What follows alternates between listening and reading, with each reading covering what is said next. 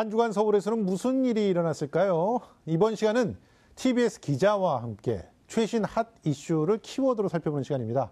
오늘은 김승환 기자와 함께합니다. 어서 오세요. 안녕하세요. 예, 첫 번째 키워드 한번 살펴볼까요? 네.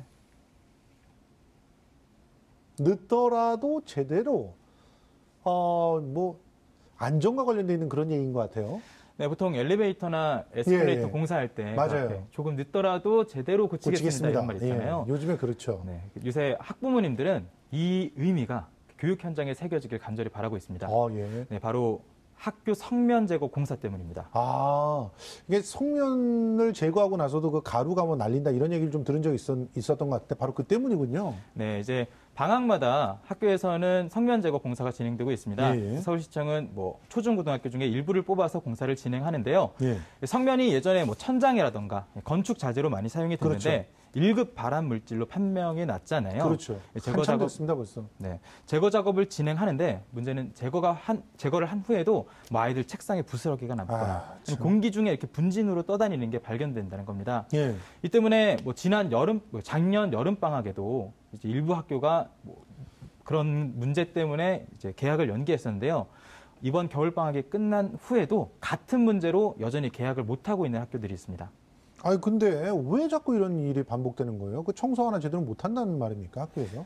네, 제가 지금 개학을 못 하고 있는 학교에 방학 중에 취재를 하면서 갔던 적이 있습니다. 예. 그때는 이제 공사가 끝나기 전, 공사가 한참 진행 중이었는데요. 예. 때문에 그때는 문제가 발견되지 않았지만 사실상 절차상에서는 문제가 발견이 됐습니다. 그래요? 네, 저희가 교육청에 먼저 이렇게 요청을 하고 학교를 방문했는데 현장에 가니까 학교에서 취재를 강력하게 거부하더라고요. 예. 저희가 그 때문에 쫓겨났고 예. 정보를 얻기 위해서 학부모님들과 얘기를 해봤습니다.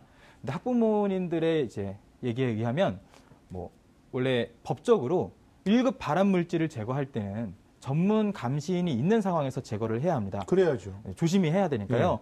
그런데 그 전문 감시인을 해고한 상태로 공사를 진행하기도 하고요. 예. 또 이제 학부모님들의 마음을 안심시키기 위해서 시민감시단처럼 학부모님들이 이제 일부분 참여할 수 있는 제도도 있거든요. 그렇죠. 근데 학교 측에서 너무 그렇게 요구가 많으면 공사를 제대로 진행하지 않을 수 있다. 이러면서 요구 개진을 막고 또 심지어 공사를 제대로 진행을 안 할 수도 있다는 말이 나오니까 학부모님들이 십시일반 이렇게 돈을 모아서 이런 공사 인부분들에게 간식을 사다 바치고 이런 상황이 있었다고 합니다.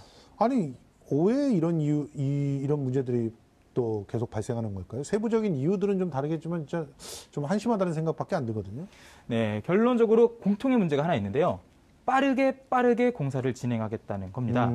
일단 방학 중에 성면을 다 제거해야 하기 때문에 속도를 높일 수밖에 없고요. 속도를 높이다 보니까 실수가 나오기 마련이잖아요. 예. 여기에 더불어서 서울시교육청은 서울 시내 전 학교의 성면을 2027년까지 모두 제거하겠다고 밝혔습니다. 예. 그럼 이 계획에 따라서 하려면 방학마다 90개에서 100개 학교를 한꺼번에 진행해야 되는데요. 예.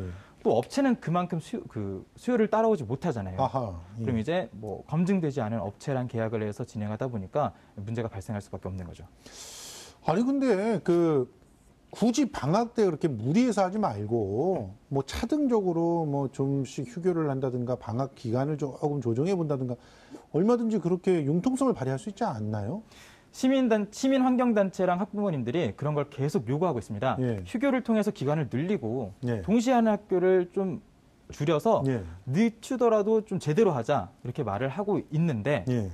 이게 아무래도 교육 문제다 보니까 애들 학사 일정도 있고 예산 문제도 겹쳐 있잖아요. 예. 그래서 그 주장이 그대로 반영될지는 아직까지도 미지수입니다.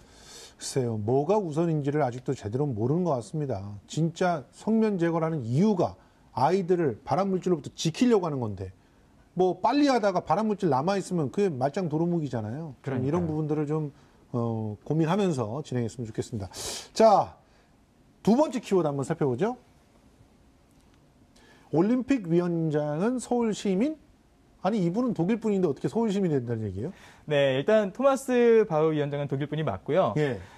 약간의 재미있는 이야기입니다. 이번에는 지난 9일 서울시는 토마스 바흐 위원장에게 서울시 명예 시민장을 이제 수여를 했습니다. 그렇군요. 근데 보통 이렇게 외빈분들이 올 때 이렇게 시민장을 수여를 하는데 화제가 된 적은 별로 없었거든요. 그렇죠. 근데 이번에는 약간의 해프닝이 더해지면서 좀 이슈가 됐습니다. 어떤 해프닝인가요? 저희가 9일에 시민증을 수여했는데 바로 11일 이틀 뒤에 강릉시도 명예시민장을 준 거예요. 그러니까 토마스 바우 위원장이 예. 서울 시민이야 강릉 시민이야 예. 뭐 이런 우스갯소리가 나오는 거죠. 예. 근데 이게 일반적인 시민권으로 따져보자면 강릉에 늦게 전입한 거잖아요. 그렇죠. 그럼 강릉 시민이잖아요. 그렇죠. 예. 서울시는 뭐 일단 모양상으로는 예. 영입했던 시민을 이틀 만에 뺏긴 꼴이 됐습니다. 그렇죠. 그래서 일단 그 업무를 담당하고 있는 서울시 공무원에게 물어봤는데요. 섭섭하지 않았냐? 예. 이렇게 물어봤더니 답변을 이렇게 줬습니다. 네. 답변을 이렇게 줬습니다. 근데 안 나오는데. 답변이 안 나오네. 네. 일단 그 시민장을 준다는 걸 서울시에서 못 받게 할 수는 없잖아요. 예.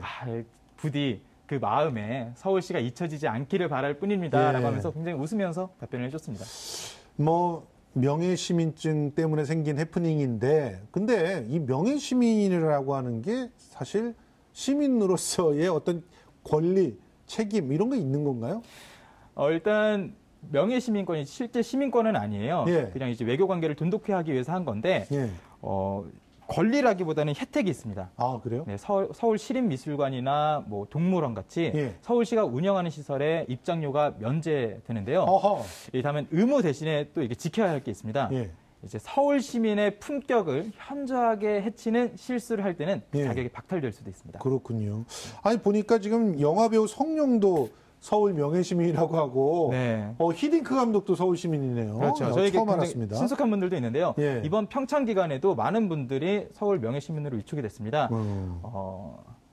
사실은- 핀란드 총리와 예. 독일 연방 대통령, 예. 핀란드 대통령이 이제 평창 올림픽을 참석하기 위해서 방문했는데 예. 서울시는 이제 한국을 방문한 걸 기념해서 예. 세 분에게 이제 명예시민증을 위촉했습니다. 그랬군요. 그런데 그 서울 시민은 이미 시민이니까 서울 명예시민증 이런 거 받을 수 없는 거죠? 받을 수 있습니다. 아, 그래요? 네. 서울 시민인데? 네, 서울 시민인데 서울 명예시민이 왜 필요해? 이런 생각을 할 수도 있는데요. 예. 서울 시민 중에는 이제 한국인 외에도 외국인인 시민도 있잖아요. 뭔가 이렇게 그렇군요. 귀화를 했다던가 예. 아니면은 결혼을 통해서 왔다던가 장기간 살면서 영주권을 얻었다던가 예. 그런 분들도 이 서울시에 이제 뭔가 공을 세웠을 때 평가를 통해서 이런 명예시민장을 받을 수 있는데요. 예. 실제로 지금까지 94개국 797명의 명예시민증을 받은 사람 중에 60% 이상이 이런 일반 거주자 중에서 나왔다고 합니다. 아, 그렇군요. 일종의 그 시민이라는 의식을 북돋워주는 그런 상이 아닌가 이런 네. 생각들이 좀 듭니다. 마지막 키워드 한번 보겠습니다. 두 바퀴 꽃길로 달리자. 이게 뭔 얘기인가요? 네, 이제 꽃이라는 단어가 나왔으니까 예. 봄이잖아요. 그렇죠. 이제 봄이죠. 날씨가 풀리면서 거리에 조금씩 많이 보이고 있는 게 있는데요. 아직 꽃은 안 폈으니까 네. 자전거입니다. 아. 두 바퀴인데요. 예. 지금 자전거를 타는 사람들이 점점 도로에서 많아지고 있는데 예. 서울시가 이에 맞춰서 자전거 관련 대책을 연달아 2개를 발표했습니다. 예. 지금 뭐 사실 출퇴근길에 자전거 타시는 분들은 꽤 보이더라고요. 일단 자전거를 탈 때 가장 위협되는 게 뭐라고 생각하시나요? 당연히 차죠. 그렇죠. 주변에. 예. 이제 자전거 도로랑 차도가 붙어 있기 때문에 예. 이제 차와 자전거로 그 둘 간의 사고가 굉장히 많은데요. 예. 최근 5년간 자전거 사고는 18,000여 건인데 그중에 76%가 자동차와 발생한 사고라고 그렇죠. 합니다. 예. 특히 다른 사고에 비해서 사망률도 굉장히 높았는데요. 예. 이번에 시가 자전거와 자동차 사이의 사고를 줄이기 위한 안전 대책을 발표했습니다. 예. 일단 시내 도로 끝 차선이 예. 자전거 전용 도로이거나 우선 도로인데 예. 표시가 잘 안 돼서 그냥 도로랑 차이가 구분이 안 갔단 그렇죠. 말이에요. 예. 거기에 이제 밝은 색을 칠해서 아하. 차도랑 완전히 구분을 짓고요. 예. 일단 자동차를 운전하는 사람이 자전거와 1m 이상의 안전거리를 확보하지 않으면 벌금을 부과한다던가 예. 또 이렇게 일부러 위협적으로 운전하시는 분들도 있죠. 그런 분들이 있어요. 네, 꼭. 그런 분들에게도 벌금을 부과할 수 있도록 예. 법 개정을 요구한다는 방침입니다. 뭐 자동차와 자전거 공간 구분해야 된다는 얘기는 많이 나왔었는데 좀 예산상의 문제라든가 뭐 또 교통 소통의 문제라든가 원활하게 진행이 잘 안 됐거든요. 이제는 좀 서울시가 적극적으로 나설 모양이네요. 네, 아무래도 친환경 서울 이런 예. 걸 좀 밀고 있기 때문에 예. 자전거를 타는 사람을 더 많이 장려하겠다는 거죠. 예. 지금 보시면 딱 가운데에 버스가 차량. 다니잖아요. 예. 이제 종로에 이 가운데에 자전거 도로가 생깁니다. 아, 그래요? 네, 버스와 버스 사이에 자전거 도로가 거의 중앙선 역할로 하는 건데요. 아, 예. 종로 1가부터 종로 6가까지 총 6km의 자전거 전용 도로가 생깁니다. 예. 이 거리에는 일단 차로부터 격리될 수 있도록 안전대를 설치하기 때문에 사고 날 위험이 전혀 없고요. 예, 예. 또 이제 밤길에도 안전할 수 있도록 램프를 설치해서 낮과 밤 언제든지 종로 한복판을 가로지를 수 있도록 예. 자전거로도 속도를 느낄 수 있는 거죠. 예. 네, 그런 길을 만든다고 합니다. 뭐 생긴다고 하면은 굉장히 또 명소가 될 것 같긴 한데 안전에 대해서 신경을 좀 써야 될 건 같습니다. 사실 안전대를 만들어 온다고 해서 완전히 안전할 것 같지는 않기 때문에 그런데요. 아무튼 날도 풀렸고 꽃도 조금 있으면 피고 이제 종로에서 자전거를 타고 한번 가운데를 질주하는 것도 괜찮을 것 같습니다. 오늘 그 김승환 기자와 함께 키워드로 보는 서울 진행해 봤습니다. 고생하셨습니다.